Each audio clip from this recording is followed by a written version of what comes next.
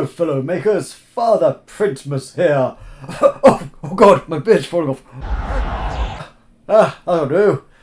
Can't spoil the illusion for the kiddies.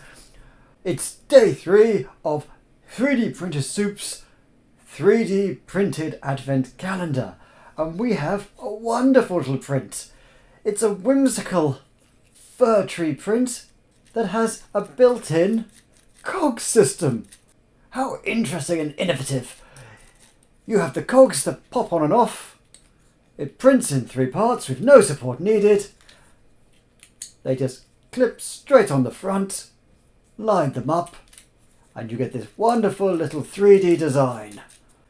This was created by You Make 3D, a great little 3D design company on Thingiverse. Links in the description below, and it's a nice, interesting demonstration of 3D technology and the things you can do with it.